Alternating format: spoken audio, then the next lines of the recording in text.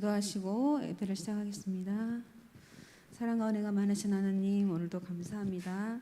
하나님, 사랑으로 죄를 인도하여 주셔서 하나님께 예배드리는 이 자리에 나올 수 있도록 인도하신 하나님 고맙습니다. 하나님, 저희들 주님을 만나는 귀한 시간이 되게 도와주시옵시고, 이 시간 주님을 찬양하는 저희들, 이 찬양이 주님께 올라가는 저희의 기도가 될 수 있도록 도와주시옵소서. 이 기도라는 이 찬양을 할 때 저희가 주님께 소망하는 소원들이 이루어지게 도와주시옵시고, 우리의 아픈 모든 것들이 나을 수 있도록 성령 하나님 도와주시옵소서. 오늘도 목사님이 함께해 주시옵소서. 귀한 말씀으로 저희에게 먹이실 귀한 목사님 주님 축복하여 주시옵시고, 은혜에 은혜를 더하여 주시옵소서. 감사드리며 예수님 이름으로 기도합니다. 아멘.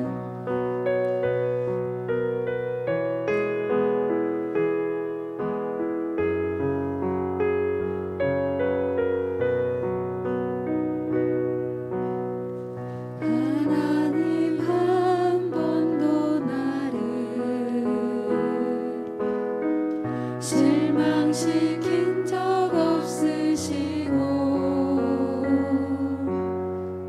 언제나 공평과 은혜로 나를 지키셨네. 오신실하신 주,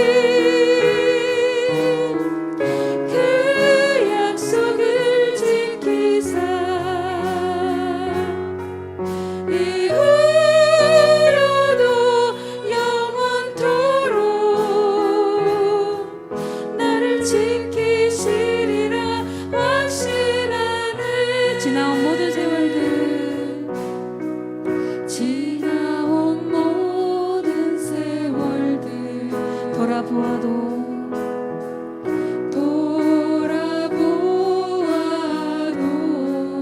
그 어느 것 하나 주의 손길, 그 어느 것 하나 주의 손길 안 미친 것 전혀 없네. 안 미친 것 전혀 오 신실하신 주,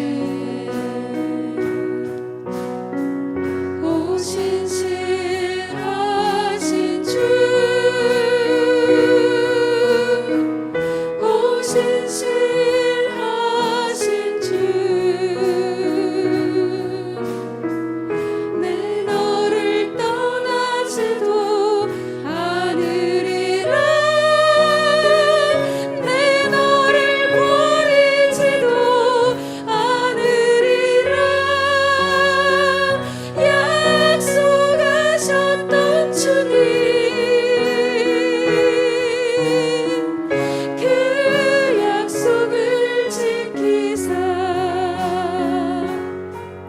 이후로도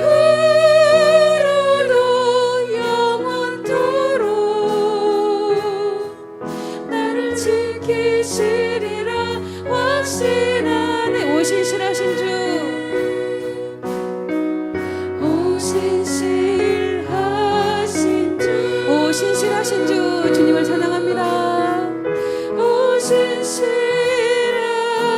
주님은 약속하셨습니다. 나는 너를 떠나지 않겠다고. 내 너를 떠나지도 않으리라. 내 너를 버리지도 않으리라. 약속하셨던 주님, 그 약속을 지키사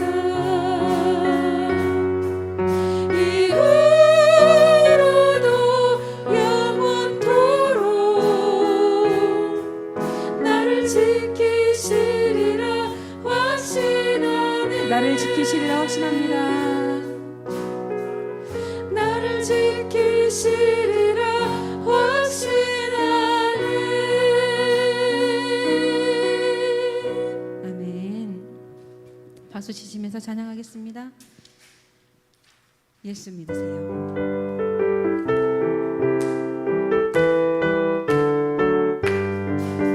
당신은 지금 어디로 가나요?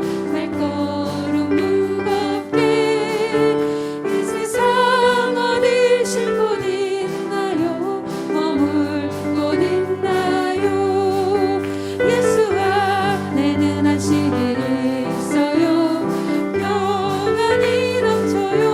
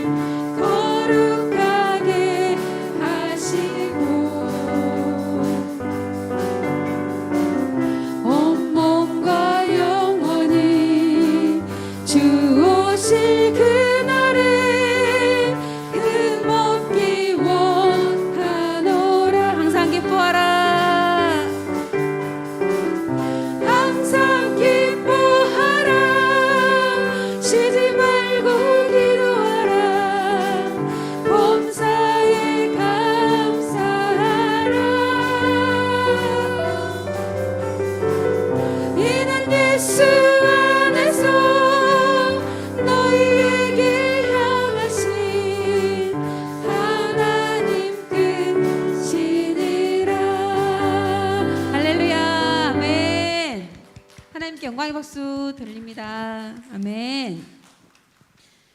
주님 다시 오실 때까지 저희는 십자가의 길, 이 길을 걸어야 합니다. 찬양하겠습니다.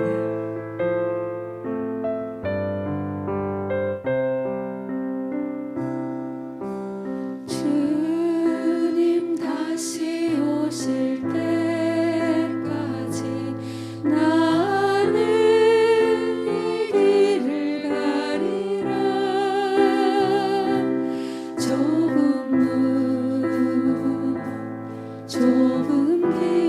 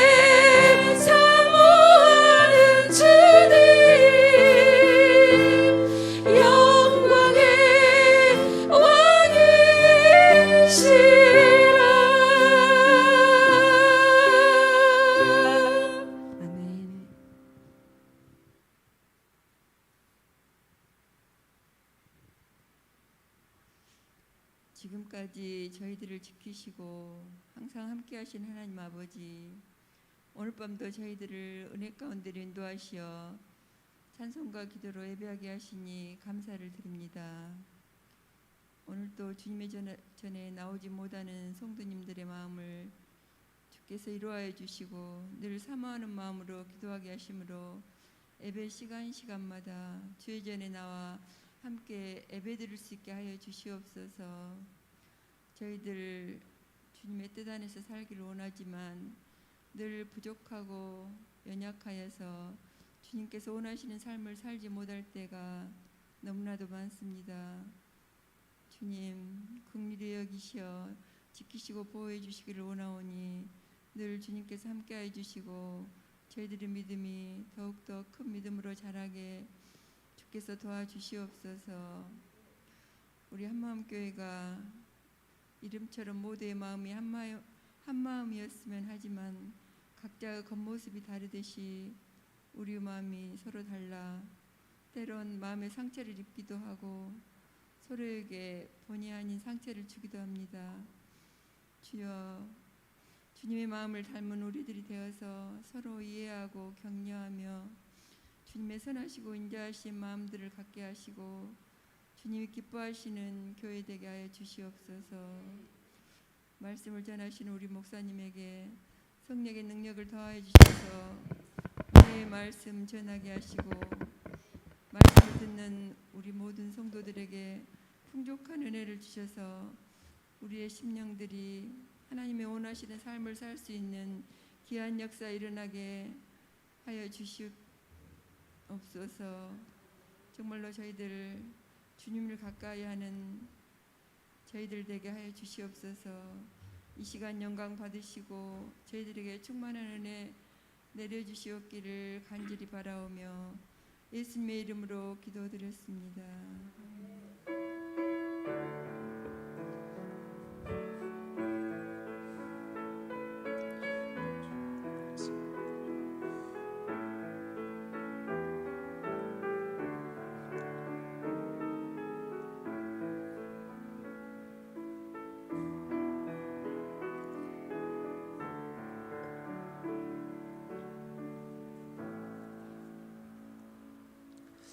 오늘 하나님께서 저에게 주신 말씀은 사도행전 8장 26절에서 40절까지 말씀입니다. 사도행전 8장 26절에서 40절까지 말씀입니다.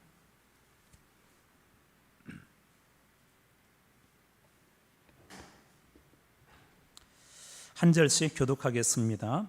26절, 주의 사자가 빌립에게 말하여 이르되 일어나서 남쪽으로 향하여 예루살렘에서 가사로 내려가는 길까지 가라 하니 그 길은 광야라.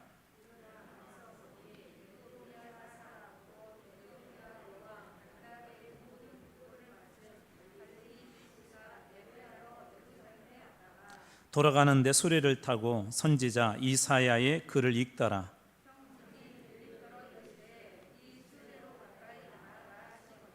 빌립이 달려가서 선지자 이사야 글을 읽는 것을 듣고 말하되 읽는 것을 깨닫느냐.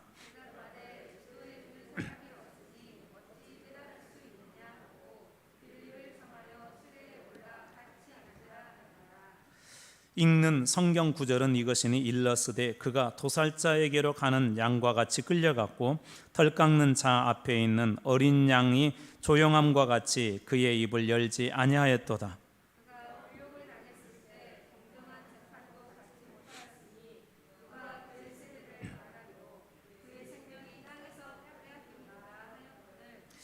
그 내시가 빌립에게 말하되 청컨대 내가 묻노니 선지자가 이 말한 것이 누구를 가리킴이냐 자기를 가리킴이냐 타인을 가리킴이냐.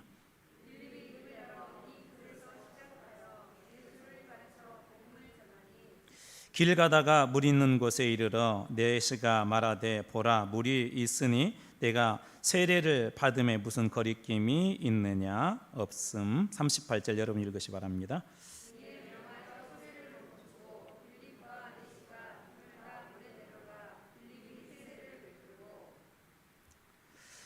둘이 물에서 올라올새 주의 영이 빌립을 이끌어간지라 내시는 기쁘게 길을 가므로 그를 다시 보지 못하느니라. 하나 여러 성을 지나며 복음을 전하고 가이사라에 이르니라. 아멘. 여러분 모두 주님으로 축복합니다. 오늘 이 저녁은 광야도 가라면 가라, 광야도 가라면 가라는 제목으로 오늘 하나님 말씀 나누도록 하겠습니다. 믿음이라는 것도 우리가 이제 믿음이 있다 그러잖아요. 이제 믿음이라는 것도 자라고 또 이렇게 성장해야 합니다. 그래서 믿음이라는 어떤 정적인 것이 아니라 정적인 부분들도 있지만 믿음은 반드시 있으면 그 생명력이 있기 때문에 성장하고 성숙하고 그 자라게 되어 있습니다. 사도 바울이 데살로니가 교회를 칭찬하면서 이렇게 이야기하고 있는데요. 데살로니가후서 1장 3절 말씀, 형제들아 우리가 너희를 위하여 항상 하나님께 감사할지니 이것이 당연함은 너희 믿음이 더욱 자라고 너희가 각기 서로 사랑함이 풍성함이니. 데살로니가 교회를 향하여서 이렇게 감사하다고 하면서 그 이유 중에 하나가 너희 믿음이 옛날보다도 훨씬 더 많이 자랐다, 그런 이야기를 합니다. 여러분이 잘 아는 우리 믿음의 조상 그 아브라함에 대해서 창세기 17장 5절에서 이렇게 말씀하고 있습니다. 이제후로는 내 이름을 아브람이라 하지 아니하고 아브라함이라 하리니 이는 내가 너를 여러 민족의 아버지가 되게 함이니라. 여러 민족의 아버지가 되게 함이니라.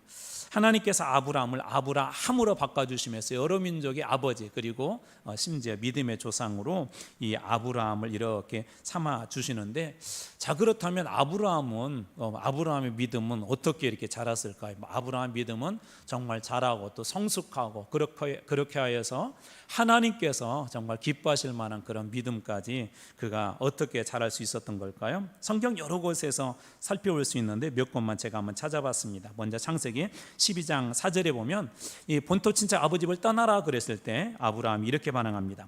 창세기 12장 4절, 이에 아브라함이 여호와의 말씀을 따라갔고 룻도 그와 함께 갔으며 아브라함이 하란을 떠날 때 75세였더라. 떠나라 그러니까 이에 아브라함이 여호와의 말씀을 따라갔다, 그렇게 이야기합니다.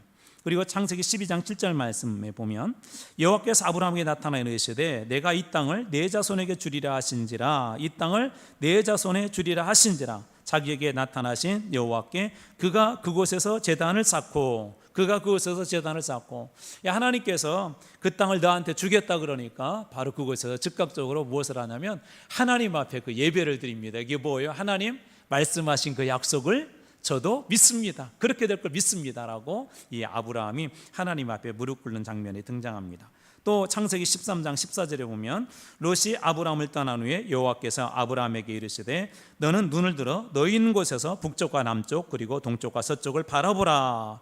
이게 무슨 얘기냐면 아브라함이 재산이 막 점차 많아졌거든요. 근데 그때 그 아브라함의 조카 그 롯도 재산이 이렇게 많아졌어요. 쉽게 얘기하자면 가축들이 많아졌습니다. 그러다 보니까 서로 그 두 집안이 목조지 때문에 이렇게 다투고 싸우게 되었어요. 근데 결국 이것 때문에 아브라함이 어떤 결정을 하게 되냐면 롯한테 야 내가 가고 싶은 땅 마음대로 선택해라. 그러면 나는 그 뒤에 선택할게 하고 양보를 하게 됩니다.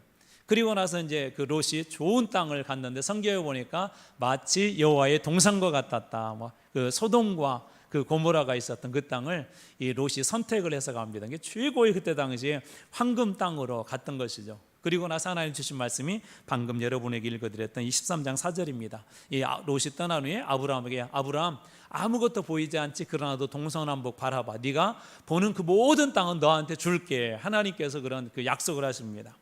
놀랍게도 아브라함은 이 모든 것들을 늘 하나님께서 말씀하시면 아멘으로 다 받습니다. 그리고 그렇게 말씀하시면 그렇게 될 줄로 믿습니다. 그러다 어느 순간 하나님께서 그를 믿음의 조상으로 세워주시고 정말 아브라함 그러면 믿음의 모든 사람들한테 믿음이 도대체 뭐예요? 믿음을 갖는다는 게 뭐예요? 믿는 사람 한 사람 소개한다면 누구예요? 그럴 때 하나님께서 주저함 없이 소개할 수 있었던 사람이 바로 이 아브라함이었습니다. 오늘 본문에서 우리가 만나게 되는 빌립도 비슷한 사람입니다. 그에 대해서 성경 오늘 우리는 보지는 않았지만 앞에 보았던 사도행전 6장 5절에 보면 이 빌립에 대해서 이렇게 증언하고 있는데요.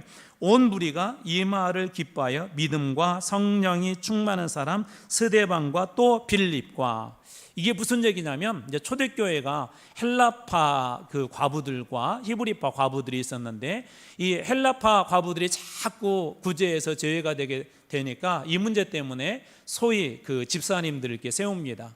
그 사람들을 세울 때 중요한 원칙이 있었어요. 중요한 원칙, 믿음과 성령이 충만한 사람. 바로 그때 세워진 사람 중에 한 사람이 빌립입니다. 그러니까 빌립은 어떤 사람이 아브라함처럼 그 믿음이 있고 또 성령이 충만한 사람이 바로 이 빌립 집사님이었던 것입니다. 자, 그렇다면 이 빌립 집사님, 그럼 아브라함의 여정을 한번 두 가지를 여러분들이 쭉 한번 비교하면서 어떻게 우리의 믿음은 이렇게 성장해 가는가, 우리의 믿음은 어떻게 자라는가. 우리는 보통 막 믿음 그러면 엄청난 훈련을 받아야 되고 막 제자 훈련도 받고 막 1:1 양육도 받고 막 기도 훈련도 받고, 물론 이 부분이 중요하지 않다는 것 아닙니다. 이것은 우리들이 만들어갈 훈련이지만 하나님께서 어떻게 하실 때 또 우리는 어떻게 반응할 때 우리 믿음이 자라나가는지 또 영적인 지경이 넓어지는지를 오늘 본문에 나와 있는 이 빌립 집사님이 잘 보여주고 있는데 한번 오늘 그런 부분들을 통해서 여러분들하고 좀 나누고 싶습니다. 자, 오늘 우리가 보았던 말씀 중에 사도행전 8장 26절 말씀을 같이 한 목소리로 한번 읽어볼까요? 같이 한번 읽습니다. 자, 시작. 주의 사자가 빌립에게 말하여 이르되 일어나서 남쪽으로 향하여 예루살렘에서 가사로 내려가는 길까지 가라 하니 그 길은 광야라. 여기 보면 주의 사자가 빌립에게 말하여 이르되, 주의 사자는 그냥 원어대로 번역하자면 주의 천사, 그렇게 번역하면 좋습니다. 그런데 왜 사자라고 그렇게 번역을 했냐면은 하나님께서 어떤 신적인 역사를 지금 빌립에게 보여주신 거예요. 그러니까 신적인 역사라는 건 뭐죠? 일반적으로 볼 수 없는 일들. 왜 우리는 어떤 이런 부분들이 나오면 야, 이게 정말 그 하나님께서 하신 일일까? 하나님이 이런 기적을 만들어 주셨을까? 의심할 정도로 사람들에게는 일어날 수 없는 그런 일들을 이 주의 사자를 통하여서 빌립에게 보여주셨다는 것을 이렇게 보여주시기 위해서 주의 사자라는 그런 표현을 썼는데, 이 주의 사자가 빌립에게 말하여 이르되, 그러면서 말씀이 어떻게 되냐면 일어나서 남쪽으로 향하여 예루살렘에서 가사로 내려가는 길까지 가라. 그 길은 광야라. 그렇게 이야기합니다. 그 길은 광야라.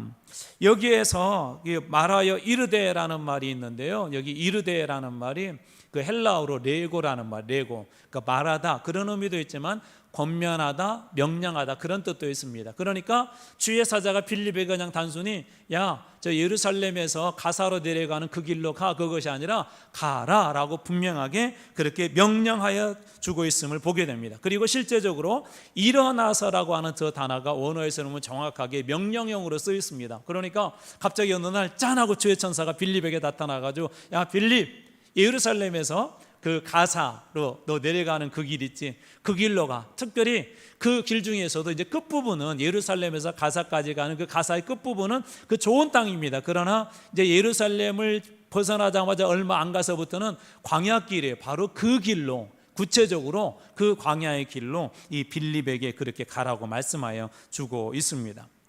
여러분, 이럴 때 한번 우리는 이 빌립이 대해서 한번 고민을 해봐야 됩니다. 여러분이 빌립이라면 어떻게 하셨을 것 같아요? 빌립 상황을 먼저 간단히 한번 설명을 해볼게요.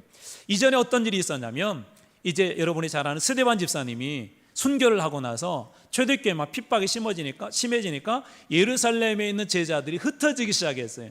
그 중에 한 사람이 누구였냐면 빌립 집사님이었었고, 이 빌립 집사님도 어쩔 수 없이 그 핍박 때문에, 만약에 그 핍박이 없었으면 예루살렘에 있어서 원래 감당해야 될 구제하는 일들, 이 일들을 충실하게 행했을 것 같아요. 그런데 핍박이 있었던 거예요. 하나님께서 사도들로 세우고 또 집사님들도 세워놓고는 핍박이 예루살렘에 일어나게 하는, 어쩔 수 없이 사마리아로 갔단 말이에요. 그래도 나는 집사야, 나는 복음을 맡은 자야 해서 이 빌립 집사님이 사마리아에 가서 복음을 전하기 시작했는데 놀라운 일들이 일어나기 시작했습니다. 막 표적과 막 기사가 나타나게 되고, 막 안진병이가 일어나고 중풍병자가 막 고침을 받고 이런 일들이 막 일어났어요. 막 수많은 사람들이 그래서 여기저기서 나도 예수 믿겠다고 하고 세례 달라고 막 세례를 받지 않습니까? 거기에다가 베드로와 요한에게까지 예루살렘에까지 소식이 전해지니까 베드로와 요한을 이 사마리아로 파송을 했어요. 이방인들이 어떻게 그 예수를 믿어? 어떻게 이방인들이 하면서 와서 봤는데 정말 그런 일들이 있으니까 이 베드로와 요한이 이 세례만 받았던 사람들에게 성령 세례를 이렇게 베푸는 그 장면이 앞에서 일어났습니다. 자, 그러면 지금 어떤 일이라는 거예요? 어쩔 수 없이 쫓겨왔지만 사마리아에서 엄청난 지금 부흥의 역사가 일어나고 있는 것입니다. 아직도 구원에 될 사람들이 아마 많이 있었을 것입니다. 그럼에도 불구하고 자, 그렇게 막 표적과 기사도 나타나고 수많은 사람들이 예수 믿겠다고 몰려오고 그러는데 갑자기 주의 사자가 뻥 하고 나타나더니 막 지금 열심히 사역하고 있는데, 야 빌립, 너 안 되겠다. 여기는 그냥 잠깐 놔두고 빨리 예루살렘에서 가사로 가는 길에 거기에서도 광야로 와. 광야. 아니 지금 이 정도 능력이라면 도시 같은 곳에 가서 복음을 전하여 엄청나게 많은 사람들을 막 구원시킬 수 있잖아요. 전도할 수 있잖아요. 그런데 광야길로 가랍니다. 광야라는 것은 뭐 어쩌다 나그네를 만날 수 있는 거, 그런 것이 광야 아닙니까? 그런 곳인데 그런 광야로 여러분 가라고 합니다. 만약 여러분들에게 하나님께서 지금 열심히 사역하고 막 여기 막 부흥이 일어나고 막 내가 기도할 때마다 막 안진병이가 일어서고 중풍병자가 낫고 막 수많은 사람들이 예수 믿겠다고 막 몰려오고 있는데 지금 제자 훈련도 해야 되고 막 새가족 교육도 해야 되고 막 기도도 해줘야 돼. 할 게 많은데 갑자기 주의 천사를 하나님 보내자고 야 가라 그러면 여러분 같으면 어떠시겠어요? 우리 이러잖아요. 젊은 애들 말이야. 뻥하지 않겠어요? 순간 그런 느낌 들지 않겠어요? 아이 지금 뭐해? 지금 핍박해서 여기 보내놓고 또 여기 와서 그래도 내가 집사라고 하나님께서 그렇게 불러주셔서 임명해 주셔서 열심히 복음 전해서 이만큼 지금 부흥하고 있는데 왜 갑자기 가라고 하는 거야? 그런 생각 여러분 들지 않겠습니까? 그런데 어떠한 그런 설명도 없이 그곳까지 가라, 일어나서 가라, 그냥 거기에 가면은 막 누구를 만날 것이다, 거기 가면 어떤 막 상단을 만날 것이다, 그런 표현도 없이 그냥 가라고 하면서 거기에다가 하나님이 초를 치십니다. 야, 그 길은 광야의 길이다. 광야의 길. 이 도시 지금 열심히 사마리아 성에서 전도하는 그것을 내려놓고 그곳으로 가라, 그렇게 이야기합니다. 여러분, 믿음은 언제 성장할까? 이럴 때 성장하는 겁니다. 믿음은 이게 내가 지금 가야 되는 게 맞아. 거기는 지금 가서 보면 완전히 개척교회에도 성공할 수 없는 그런 곳인데 그런 곳 가는 곳이 맞아? 그럴 때 하나님께서 주신 음성이라면 그때 순종하는 것이 바로 우리 믿음을 자라게 한다는 것입니다. 자, 예를 들자면 히브리서 11장 8절에 아브라함에 대해서 히브리 기자가 이렇게 이야기하는데요. 자, 믿음으로 아브라함은 부르심을 받았을 때 순종하여 장래의 유업으로 받을 땅에 나아갈새, 말씀이 이렇게 해집니다. 갈 바를 알지 못하고 나아갔으며, 믿음으로 순종하여 갈 바를 알지 못하고 나아갔으며, 이 아브라함을 갈대아우르 에서 하나님께서 부르시고 또 하란에서 부르실 때 아브라함은 그냥 갈 바를 알지 못하고 한 거예요. 그곳에 가면 예를 들자면 엄청난 금덩이가 있다. 야, 너는 이 양들 또 소들 그런 목축하는 사람들이니까 그곳에 가면 푸른 초장이 있다. 엄청 많이 있다. 그런 얘기라도 해주시면 괜찮은데 그런 것 없이 아브라함을 이렇게 불러주신 것입니다. 오늘 빌립 집사님도 마찬가지 아닙니까? 그런 광야로 가라고 합니다. 자, 어떤 일이 났습니까? 8장 27절 이 말씀도 같이 한번 읽어볼까요? 같이 읽습니다. 시작. 일어나 가서 보니 에디오피아 사람 곧 에디오피아 여왕 간닥의 모든 국고를 맡은 관리인 네시가 예배하러 예루살렘에 왔다가, 자, 빌립이 광야길로 해서 가라에서 갔는데 그곳에서 누구를 만나게 되죠? 에디오피아 사람 곧 에디오피아 여왕 간다게의 모든 국고를 맡은 관리인 네시가, 그래요. 여기 에디오피아는 우리 성경 구약에서는 구스 사람 그렇게 되어 있고 피부가 검은 그런 뜻입니다. 이 에디오피아 사람인데 그 다음에 여왕 간다게. 간다게는 이름이 아니라, 제가 여러분들에게 우리 출애굽을 할 때 모세가 바로 앞에 서잖아요. 바로가 이름이 아니라 우리나라로 지금 왕이라고 그랬잖아요. 왕. 파라오라고 그랬잖아요. 파라오. 그런 것처럼 그 여왕은 직함입니다. 여왕 간다게라는 것은 뭐 우리말로 그냥 번역한다면 왕, 그렇게 보시면 됩니다. 여왕. 그것이 이름이 아니라 그 직함인데 그곳에 그 국고와 그 다음에 왕국의 모든 보물을 관리하는 그런 내시, 뭐 우리 재무부 장관 정도 될 것 같아요. 그때 당시에 이 왕이 누구에게 이런 걸 맡기겠어요? 상당히 신뢰할 만한 사람 아니겠습니까? 그러니까 이 사람은 어떤 사람인지 알 수가 있어요. 에티오피아의 그 여왕에게 상당히 신뢰도 받고 엄청난 이 돈을 가지고 있는, 어떻게 보면 권력도 있고 힘도 있는 그런 사람이 바로 이런 사람입니다. 그런 생각이 번뜩 들었어요. 우리 막 교회가 힘들고 어려울 때, 아니면 개척할 때 이런 사람 만나면 좋잖아요. 우리 한마음교회 교인들은 돈하고 멋인 것 같아요.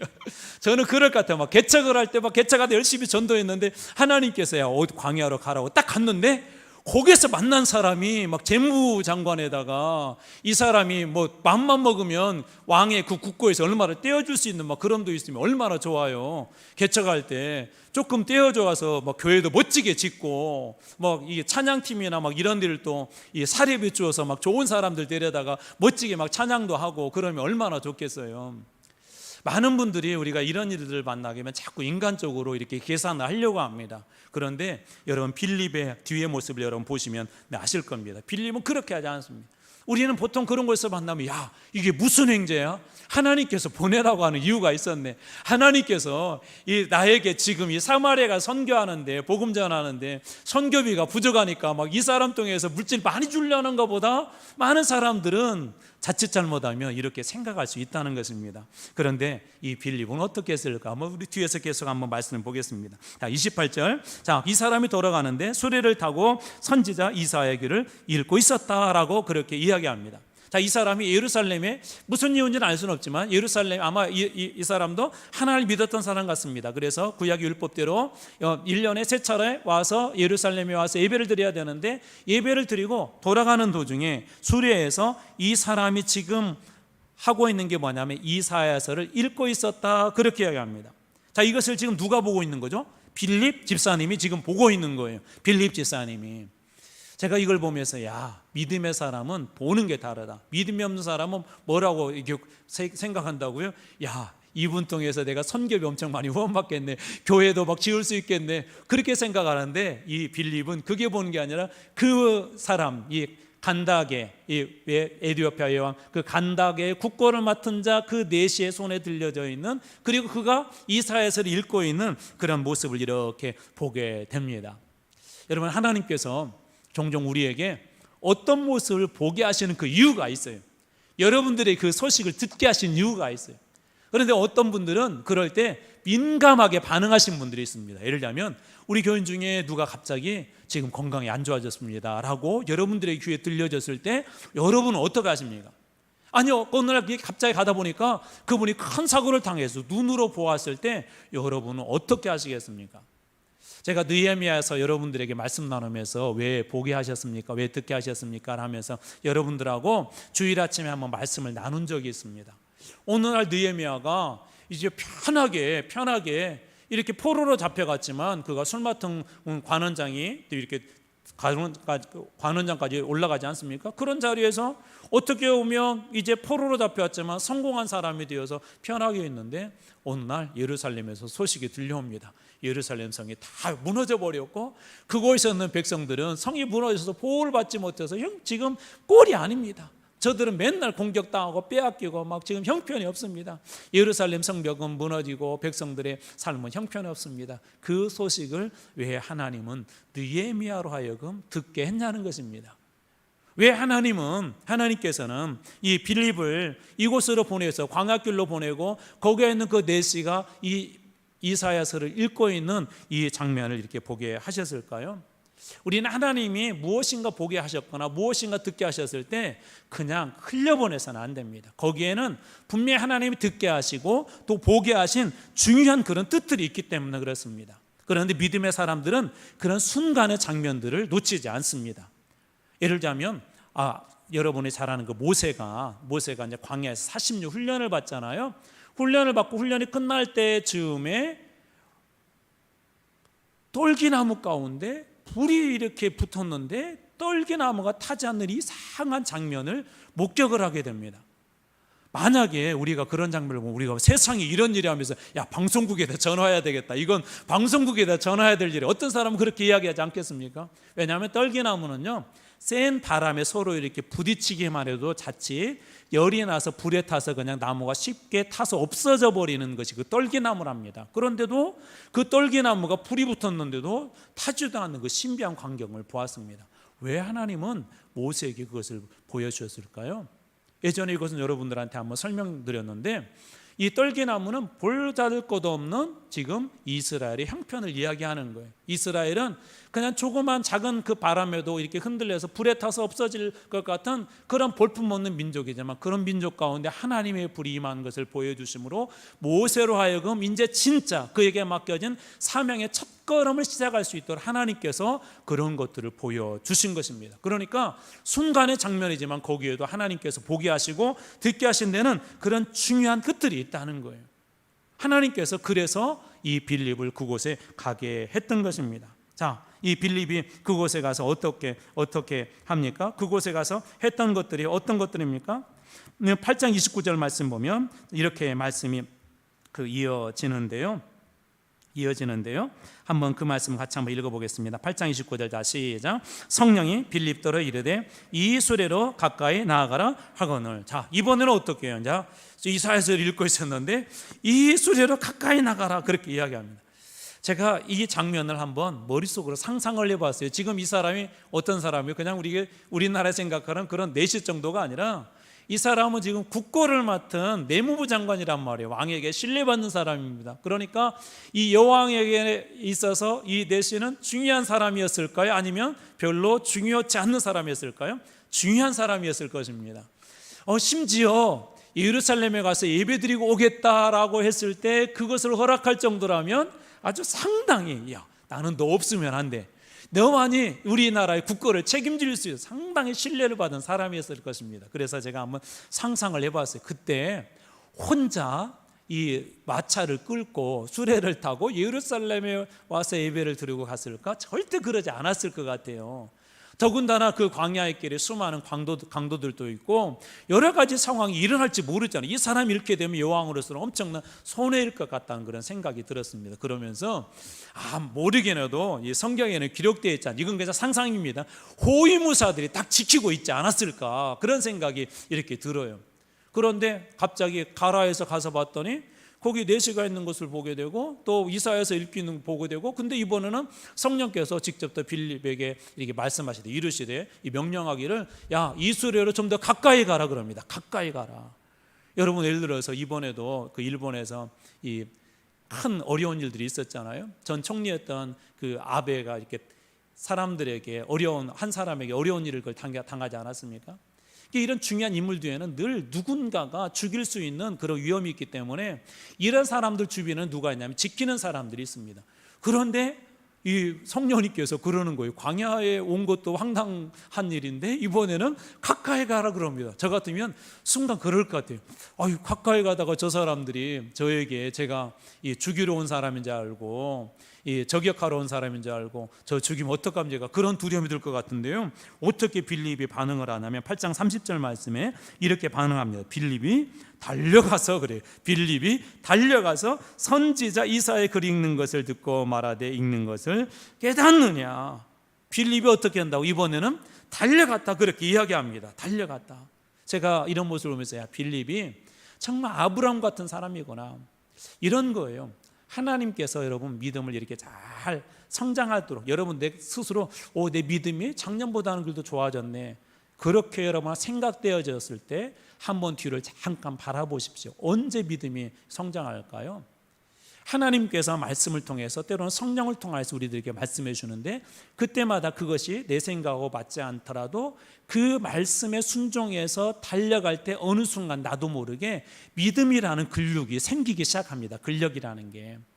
재활훈련을 이렇게 하는 곳을 가서 보면 정말 고통스러워하는 분들이 있습니다. 이게 굳어져 있으니까 이걸 펴려고 하면 이게 쉽지 않은 일이에요. 어떤 분들은 막 욕까지 합니다. 내가 왜 이걸 해야 돼? 나 차라리 그냥 안 일어설까요? 나 걷지 않을까요? 그 정도로 고통스러워하는데 그때 이 훈련사는 지혜롭게 조금씩 이 양을 늘려가면서 운동을 시킵니다. 그러면 어느 순간 나도 모르게 근력이 생기게 되고 다리에 힘이 생겨서 옛날처럼 거두를 수 있는 그런 건강한 다리가 회복이 되어집니다. 또 여러분 콩나물 길러보셔서 알잖아요. 저는 어렸을 때 저희 어머니가 야 종구가 콩나물에 물 좀 줘라. 옛날에는 그 잿 콩나물이 있었잖아. 이렇게 볏잎 태워가지고. 근데 가서 이렇게 물을 주면은 쏙 빠져버려요. 엄마 이렇게 물 줘갖고 뭐해? 물이 다 빠져버리네. 그런데 이게 어른들은 알잖아요. 물이 다 빠져도 콩나물이 빠진 것 같아도 점차적으로 자라서 나중에는 아주 멋있게 그리고 맛있는 콩나물이 됩니다. 여러분 이게 믿음의 성장의 비결하고 비슷합니다. 하나님 말씀대로 내가 기도한다고 내가 오늘 1시간 예배 드린다고 뭐가 달라질까? 내가 1시간 순종해서 하나님 앞에 봉사한 데서 뭐가 달라질까? 내가 1시간 하나님 말씀 읽는다고 뭐가 달라질까? 아닙니다. 얼핏 보기에는 다 빠져나간 것 같아도 이것이 어느 순간 여러분 믿음을 성숙하게 만들어주는 것입니다. 우리가 뒤에서 하나님께서 빌립의 이 놀란 영적 지경을 확대해주고 있는 것을 장면을 보게 되는데 왜 그러냐면 이런 과정을 통하여서 믿음의 근력이 강화가 되어지고 그의 믿음에 놀란 은혜들이 폭발적으로 성장하고 있는 것을 이 광야 현장에서 여러분들이 뒤에서 한 번 더 보게 될 것입니다. 자, 이제 말씀을 한번 다른 모양으로 한번 이어가 보려고 하는데요. 자, 빌립에 가서 보았을 때 이 내시가 읽고 있었던 게 어떤 성경이랬다고요? 이사야서였는데 그 중에서도 특별히 이사야 53장 고난받는 종이라고 보통 우리가 소재가 붙어 있는데 그에 대한 그 말씀을 이 내시가 읽고 있었습니다. 그 중에 말씀 한 절만 제가 소개하겠습니다. 이사야 53장 7절 말씀. 그가 곤욕을 당하여 괴로울 때도 그의 입을 열지 아니하였음이며 마치 도수장으로 끌려가는 어린 양과 털 깎는 자 앞에서 잠잠한 양같이 그의 입을 열지 아니하였도다. 그래서 고난받는 종에 대한 그런 말씀을 이 내시가 읽고 있었는데 이것에 대해서 묻습니다. 빌립이 이 말씀이 무슨 뜻인지 알겠습니까? 그러니까 이 내시가 뭐라고 이야기하냐면 이것을 저한테 가르쳐주는 사람이 없는데 제가 어떻게 알겠습니까? 그러니까 무슨 얘기예요? 무슨 이야기인지 전혀 모르겠습니다. 그런 그 이야기를 합니다. 그러면서 내시가 묻기를 이 사람이 고난받는 종이 이사야, 이 선지자 이사야입니까? 아니면 다른 사람을 말하는 것입니까? 라고 이 내시가 이 빌립에게 묻습니다. 그때 빌립은 어떻게 이것을 결론을 맺냐면요 8장 35절 말씀 빌립이 입을 열어 이 글에서 이사야 53장에서 시작하여서 예수를 가르쳐 복음을 전하니 고난받는 종에 대한 이야기를 그가 읽었을 때 말씀을 읽고 있을 때 그것을 해석하여서 거기에서 시작하여서 빌립의 결론은 어디에서 끝난 거예요? 예수를 가르쳐서 복음을 전했다 이렇게 끝납니다. 복음을 전했다. 여러분 이것이 아주 중요합니다. 여러분 하나님의 말씀은 하나님 말씀의 결론은 가장 중요한 결론은 뭐냐면 에키스는 뭐냐면 복음이에요. 복음. 예수가 그리스도라는 이 복음입니다. 이 사실을 다 빼어버리게 되면 우리가 많이 이야기하는 않고 없는 찐빵이 되는 거예요. 이게 빨래 없는 빨래줄이 되는 것입니다. 그만큼 중요합니다. 빌립 지사님이 가서 이사야 53장 물론 이것이 예수 그리스도와 연관이 되었지만 그 말씀을 통해서 결론은 결국 무엇을 복음을 전하지 않습니까? 여러분 저는 여러분들이 성경의 말씀을 읽어갈 때마다 날마다 그 말씀 속에서 복음 만나기를 축복합니다. 왜 그렇습니까? 요한복음 5장 39절 말씀에도 이렇게 이야기하고 있는데요. 내가 성경에서 영생을 얻는 줄 생각하고 성경을 연구하거니와 이 성경이 곧 내게 대하여 예수에 대해 복음에 대하여 증언하는 것이니라. 아멘. 여러분 믿습니까? 이 성경의 말씀이 예수님을 증언하고 예수가 그리스도라는 걸 증언하고 예수가 그리스도이신 그 복음을 여러분 증언하고 있는 걸 믿습니까? 그럼 여러분이 날마다 성경을 읽을 때 여러분 무엇을 만나고 있는 거예요? 복음을 만나고 있는 것입니다. 날마다 여러분의 복음이 들려지고 여러분의 눈에 이 복음이 들어오고 여러분의 입술로 복음이 되새겨지고 여러분의 그 삶에도 이 복음으로 충만하게 그렇게 되면 채워지게 될 줄로 믿습니다.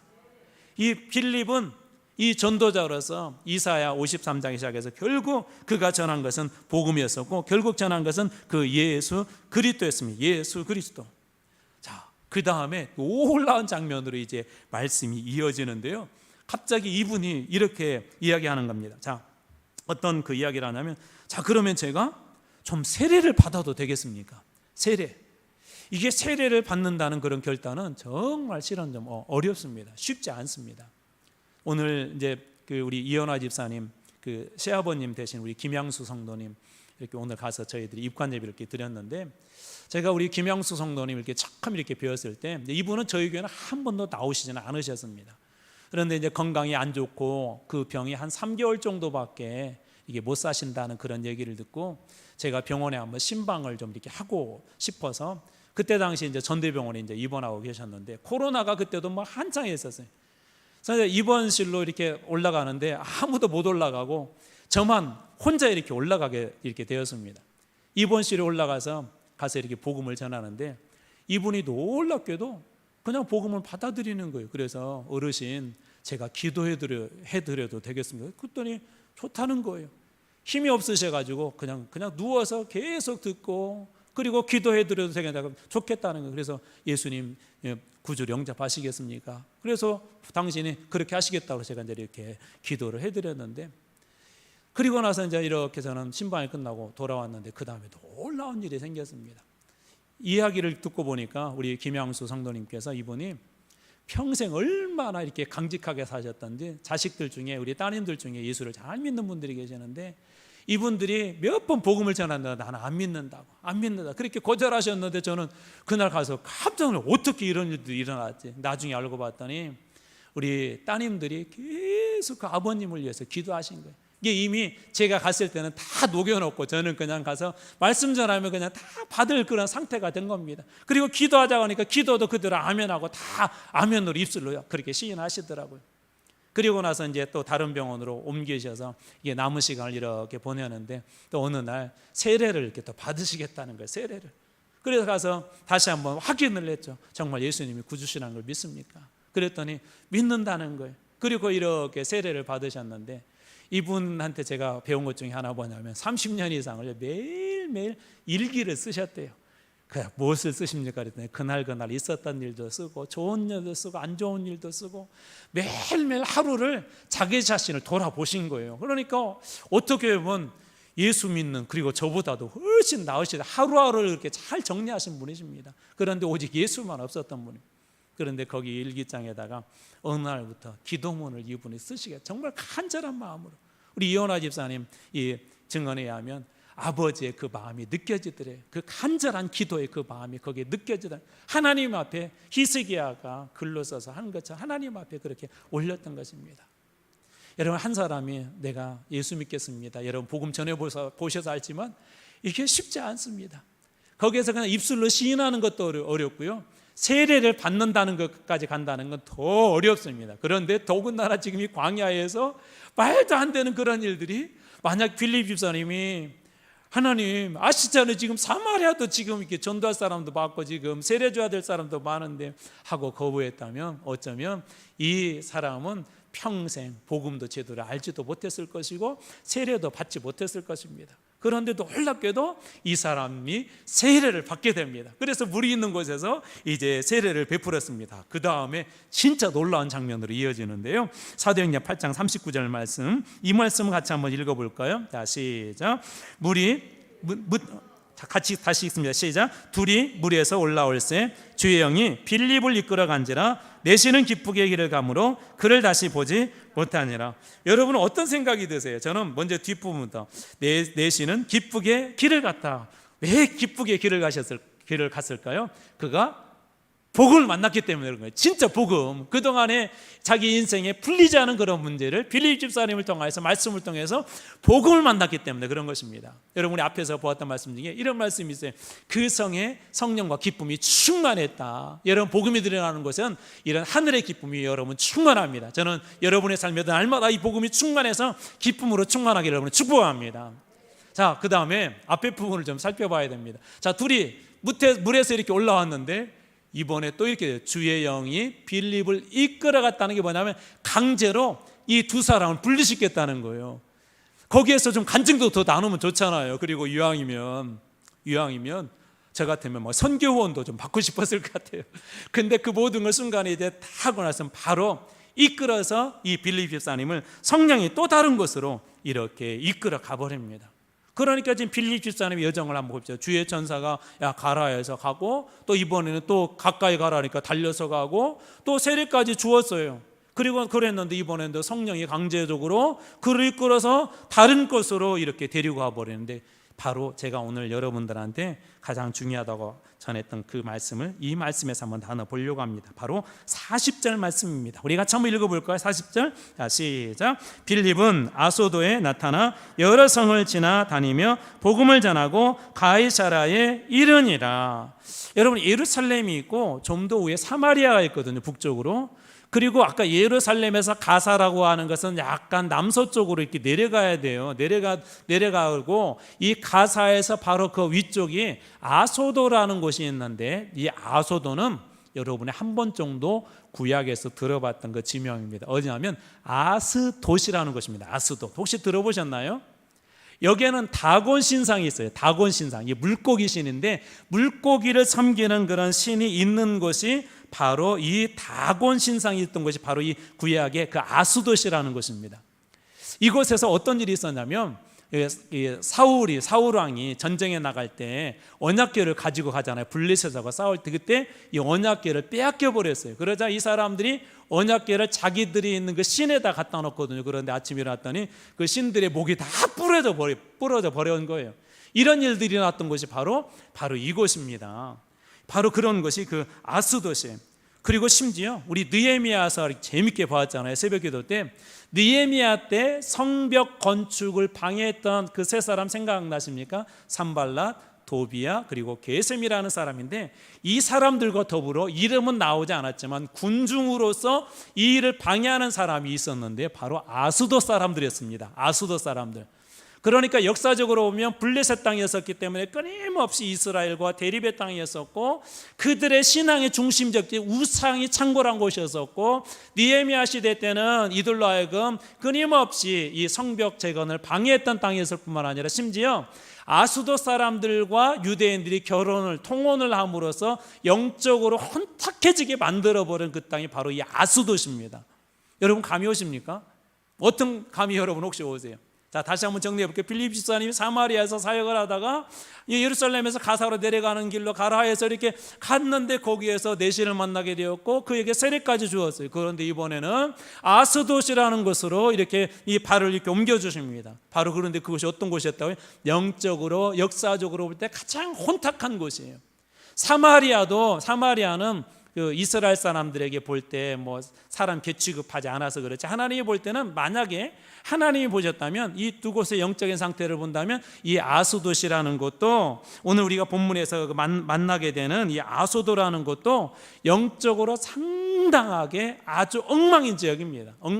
그런데 그 지역으로 보내서 이제 해변길을 따라서 그 위가 이제 욥바라는 곳이 있는데, 욥바 여러분들이 잘 아는 그 요나가 배를 타고 출발했던 그 항구, 그 다음에 그 위로 올라가서 가이사라까지 여러 성을 다니면서 복음을 전하는 일로 오늘 본문의 말씀이 이렇게 맞춰지고 있습니다. 저 가이사라는 헤롯 왕이 로마의 그 황제한테 이 도시를 만들어서 이렇게 도시를 갖다가 이렇게 어떻게 왕에게 그 준 곳입니다. 그래서 이곳에서는 주로 누가 있었냐면 헬라인들이 많이 살았습니다. 그러니까 우상의 중심 도시와 이제 완전히 이방인들, 그냥 단순히 사마리아를 뛰어넘어서 이방인들의 그 지역까지 이제 빌립의 사역의 지경이 어떻게 되고 있어요? 넓어지고 있고 훨씬 더 영적으로 강력한 그런 곳에 이 빌립에 가서 복음을 전하는 그런 일에 쓰임받게 됩니다. 자, 그렇다면 하나님은 왜 이 빌립을 점차적으로 좀 더 어려운 지역으로 그리고 이 지경을 그렇게 넓혀주셨을까요? 그런 과정을 통하여서 빌립의 믿음이 더 성숙해지고 성장해지고 이제 야 됐다, 저 아소도에 갖다 던져놔도 빌립은 과거에는 그곳에 막 다곤 신상 때문에 또 느헤미야 시대 때는 막 이스라엘에 대해서 막 방해하고 그런 방해자들이었지만 그런 곳에도 가더라도 이 빌립 집사가 복음을 전할 거라는 그런 분명한 확신이 있었고, 이제 그 해변길을 따라서 쭉 저 가이사라까지 헬라인들만 있는 그곳까지 가더라도 이 복음을 빌립 집사님이 충분히 전할 수 있는 충분한 능력이 되었음을 하나님께서 하셨기 때문에 그렇게 보내신 겁니다. 자, 그러니까 어떻게 된 거예요? 점차적으로 그가 하나님 말씀에 순종하고 또 순종했더니 어느 순간 영적인 엄청난 강력한 영적 파워도 갖게 되고 믿음도 자라고 영적으로 혼탁한 땅에 던져놓아도 전혀 흔들림이 없는 그런 하나님의 복음의 용사로 빌립 집사가 점차적으로 성장하고 있는 것을 우리가 이렇게 보게 됩니다. 자, 이제 말씀을 한번 마무리해 보려고 합니다. 우리 6장에서는 빌립 집사님의 이름만 아까 등장한 것을 보았습니다. 그리고 그가 성령과 믿음이 충만했다는 그런 얘기를 보았고 8장에 겨우 이제 빌립 집사님에 대한 구체적인 이야기들이 등장을 하는데 이 빌립 집사님이 맡은 그 중요한 사명이 뭐였어요? 복음을 전하는 그런 일들이었었죠. 복음을 전하는 일. 그런데 그곳에서 이 사마리아에서 놀랍게도 많은 사람들이 표적과 기사를 통하여서 복음을 통하여서 예수를 믿게 되었고 이제 이 빌립 집사님이 예루살렘에서 가사로 내려가는 그 길에 가서 내시를 만나게 되고 복음을 전했고 조금 더 어려운 지역으로 아소도 지역으로 그리고 이제는 완전히 이방인들만 있는 그런 헬라 지역으로 이 빌립 집사님이 복음을 전하면서 점차적으로 움직이는 것을 이렇게 보게 됩니다. 자, 가라에서 갔더니 그곳에서 하나님의 놀라운 계획이 있는 그런 사람들을 만나게 되고 또 가라에서 갔더니 영적으로 혼탁하지만 이제 복음을 전할 만한 그런 놀라운 그런 능력을 어느 순간 본인이 소유한 것을 알게 되었고 또 그곳에서 복음을 전할 때 수많은 사람들이 예수를 믿는 그런 놀라운 역사들이 일어나게 됩니다. 믿음은 어떻게 자라는가? 우리가 철저한 그런 훈련들도 필요하지만 여러분 성령님께서 여러분들에게 말씀하실 때 작은 일이라도 왜 보게 하셨는지 왜 듣게 하셨는지 왜 하나님께서 하필 지금 이 순간에 나를 이곳으로 하나님 보내주셨는지 여러분 조금만 고민해 보시고 하나님의 뜻에 여러분 그 작은 순간도 순종하게 된다면 여러분들도 어느 순간 예루살렘을 지나서 사마리아로 또 사마리아를 지나서 저 아소도를 지나서 가이사라까지 영적 지경이 여러분들의 영적 지경들도 더 넓어지게 될 줄로 믿으시기 바랍니다. 하나님 앞에 우리가 순종할 때 작은 일이지만 순종할 때 하나님은 어느 순간 나도 알지 못하게 그런 놀라운 믿음의 그런 영적 군사로 하나님께서 그렇게 세워주십니다. 여러분 잘 아는 다윗도 그러지 않았습니까? 다윗이 이 골리앗 앞에 섰을 때 이런 얘기를 합니다. 사울한테 이런 얘기를 합니다. 제가 목동이었습니다. 그런데 제가 목동이었는데 제 양들을 저 사자들이 물어가면 그 입에서도 제가 꺼내옵니다. 막 그런 얘기들을 합니다. 여러 곳에서 이 다윗이 그런 고백을 하지 않습니까?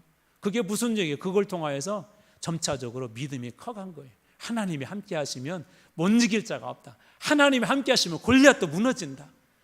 어느 순간에 이 다윗이 어린 이 소년 다윗이었지만 골리앗 앞에서 흔들리지 않습니다. 이 물맷돌을 가지고 싸워서 이길 수나 있겠습니까? 이건 말도 안 되는 일입니다. 그런데 싸워서 이겨내지 않습니까? 저는 여러분들이 가는 곳마다 믿음이 점차적으로 성숙해지고 성장해져서 어느 순간 여러분들의 그 영적 지경이 넓어지고 영적 깊이가 있어지고 영적 능력이 탁월해져서 여러분들이 어느 곳에 세워놔도 결코 지지 않는 하나님의 위대한 군사들로 여러분 모두가 다 그렇게 쓰임받는 여러분들이 다 되실 줄로 믿습니다. 이제 말씀 마무리합니다. 광야라도 여러분 가라고 말씀하시면 가십시오. 기도하겠습니다. 하나님 아버지 감사합니다. 광야 지금 이 사마리아 사역도 바쁘고 할 일이 많은데 갑자기 모든 거 다 내려놓고 광야로 가라고 빌립에게 그렇게 말씀하십니다. 집사님 가서 내신을 만나고 또 그에게 복음을 전하고 세례를 주고 또 아소도로 가고 가이사라까지 복음의 지경이 점차적으로 확장된 것을 말씀을 통해 보았습니다. 주님, 저희들에게 듣게 하시고 보게 하신 작은 장면 하나도 정말 놓치지 않고 또 듣고 순종할 때 주님 저희들에게도 빌립처럼 아브라함처럼 다윗처럼 믿음의 큰 용사로 자랄 수 있도록 믿음이 성장하는 그런 그리스도인들 되어지게 하여 주시옵소서. 10년, 20년 예수를 믿었는데도 여전히 기도에도 능력이 없고 여전히 복음에도 능력이 없고 여전히 사단 앞에서 쩔쩔매는 그런 그리스도인이 아니라 다시는 아버지 쩔쩔매는 그런 그리스도인이 아닌 사단 앞에 당당 예수 그리스도로 명령할 수 있는 그런 영적 군사들로 다 성장하게 하여 주시옵소서.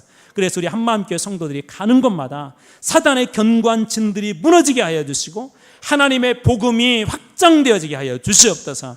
그래서 우리 한마음교회 영적 지경이 크게 넓어져 우리 용봉동 또 우리 광주 지역 그리고 우리 대한민국 세계까지 정말 무명한 자 같지만 저 어린 아이 한 아이를 통해서 5,000명, 10,000명, 20,000명을 사람들을 먹여 살린 것처럼 우리 한마음 교회가 수많은 사람들을 살리는 영적 발전소가 되어지게 하여 주시옵소서. 감사드립니다. 예수님 이름으로 기도합나이다. 아멘. 아멘.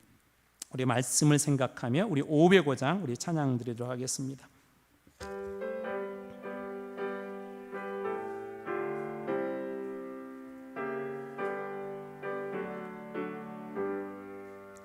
온 세상 위하여 나 복음 전하리.